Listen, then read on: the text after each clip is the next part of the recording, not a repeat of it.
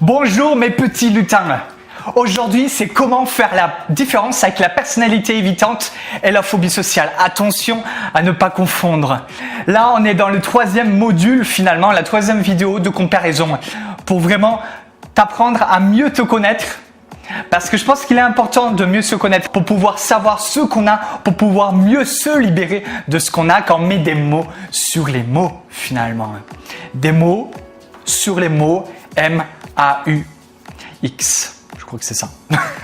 Alors, et n'oublie pas, là je viens tout juste d'ouvrir et de mettre accès à la seule newsletter que les timides réclament chaque matin. C'est en gros un email de motivation, d'astuces pour même la phobie sociale ou la personnalité évitante, c'est comme tu veux, ça englobe tout. C'est chaque matin tu reçois un email en t'inscrivant gratuitement dans la barre de description. Mais alors qu'est-ce que c'est finalement la différence entre la phobie sociale et la personnalité évitante? Quelque chose qu'on peut confondre. Déjà, on peut se demander qu'est-ce que c'est en une phrase la personnalité évitante. Pour moi, c'est l'évitement à se confronter au monde, à un monde qui pense dangereux. Alors que la phobie sociale, c'est plus la peur des autres. Après, ça peut être très ressemblant parce que la personnalité évitante, c'est aussi la peur des autres. Mais la personnalité évitante, c'est beaucoup plus aigu. Et c'est ce que j'avais dans le passé où j'avais une phobie sociale plus aiguë finalement. Alors, qu'est-ce que c'est les différences? Déjà, la personnalité évitante, il va avoir l'impression de ne pas avoir peur. Et quand il va te parler, il va jamais te dire qu'il a peur en fait. Il va même te dire qu'il n'a pas peur. Mais le truc, c'est que il pense vraiment. Il pense que c'est la faute des autres, que c'est la faute des humains.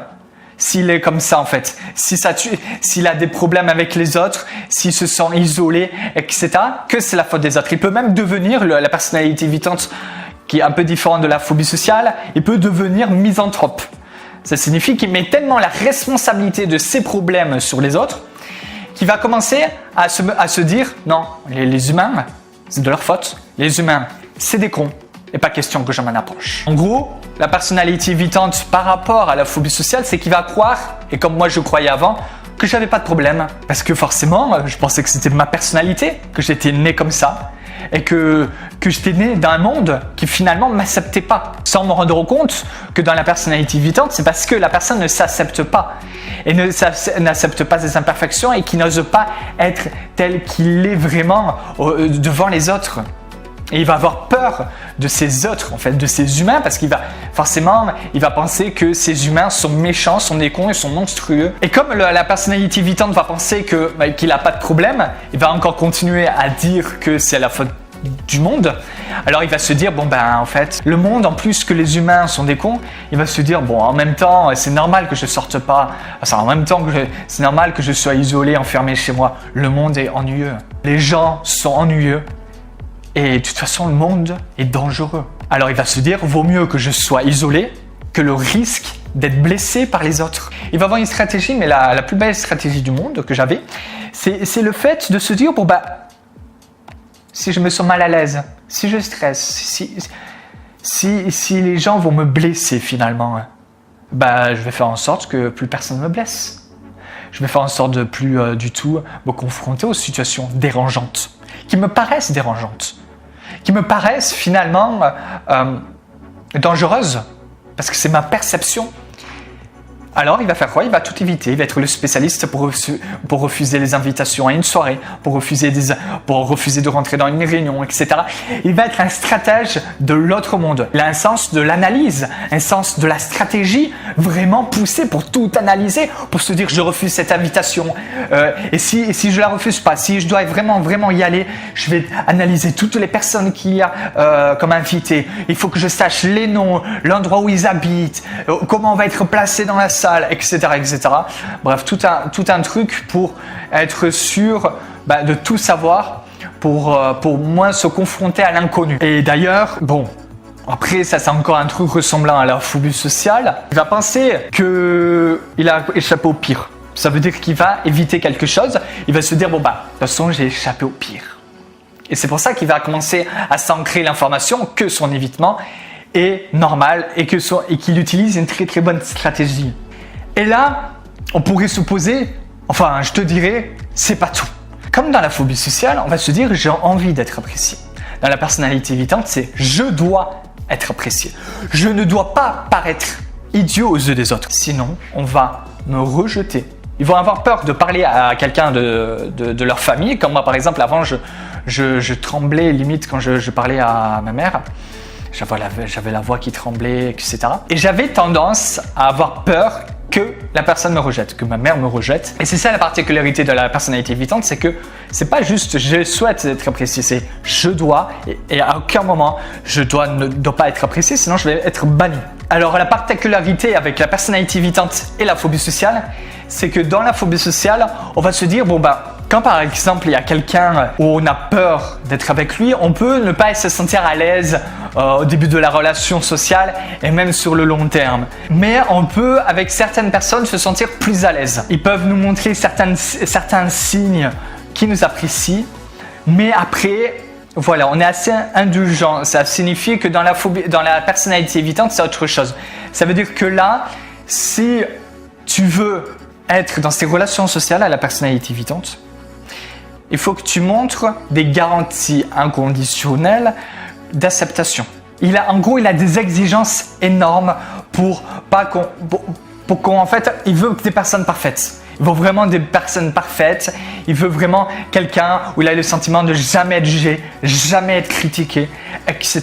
C'est d'ailleurs pour cela qu'il s'isole de tout le monde parce qu'il a l'impression d'être jugé par tout le monde. Et après, c'est une des particularités qui peut ressembler aussi à la phobie sociale, mais là, pour le coup, pour la personnalité évitante, c'est encore plus intense. C'est l'acceptation des émotions négatives. On a du mal, et c'est normal de pas aimer nos émotions qui nous paraissent négatives, qui nous paraissent désagréables et qui sont désagréables, comme par exemple la honte ou comme la peur du jugement, etc. La personnalité évitante, comme c'est plus aigu, je te parlais d'évitement tout à l'heure, ben là c'est la même chose. Il va pas du tout accepter ses émotions négatives et il va se dire stop, non, je veux pas cette émotion. Hors de question, j'évite toutes les possibilités d'activer cette émotion chez moi. Pour finir, je te dirais qu'il va penser qu'il va avoir le syndrome de l'usurpateur. Ça signifie que la personnalité évitante, il va penser que toute personne va pouvoir l'analyser et voir toutes ses faiblesses, ok. Mais en plus de cela, il va obligatoirement penser que dans une relation sociale, un jour ou l'autre, on va le démasquer. En fait, il va se sentir différent des autres, il va se sentir pas sa place dans le monde, il va avoir la sensation d'être quelqu'un de pas normal. Et il va se dire que dans une relation sociale, on va obligatoirement détecter cela. En fait, on va détecter qu'il n'est pas normal, que c'est un intrus du monde et on va forcément l'agresser ou le rejeter. Comme dans beaucoup de phobies sociales, ça peut être ressemblant. Ça veut dire qu'il aura, pour les derniers points, il sera réservé dans les relations intimes. Il va avoir aussi peur de rougir, de montrer ses émotions. Alors, on pourrait se poser la même question qu'on se pose à chaque fois dans les comparaisons. Est-ce que je peux avoir une phobie sociale et une personnalité évitante en même temps?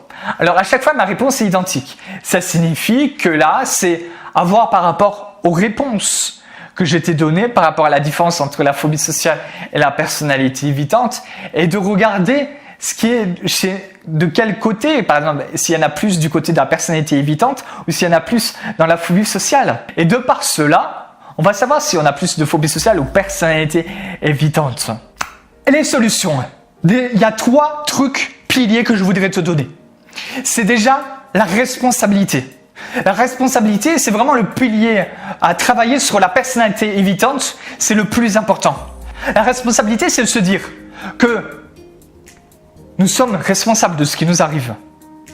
Mais nous ne sommes pas la cause ou l'origine, mais nous avons la réponse. Par exemple, souvent je dis on a de la responsabilité. Les gens se disent oh mon Dieu, mais Kevin, il est en train de dire que je dois culpabiliser, etc. Non, je ne dis pas cela. Au contraire, je dis qu'il y a des choses qui nous arrivent, on y pense comme si, voilà, j'ai fait telle chose, c'est passé, je ne peux rien changer du passé, mais je peux m'améliorer et trouver des stratégies. Je ne vais pas me plaindre, je ne peux pas me mettre comme victime. Parce que le fait de se mettre en victime, le fait d'énormément dire que c'est la faute des autres, etc., on n'a pas la force. Moi, ça m'arrive de dire que c'est telle personne qui m'a énervé.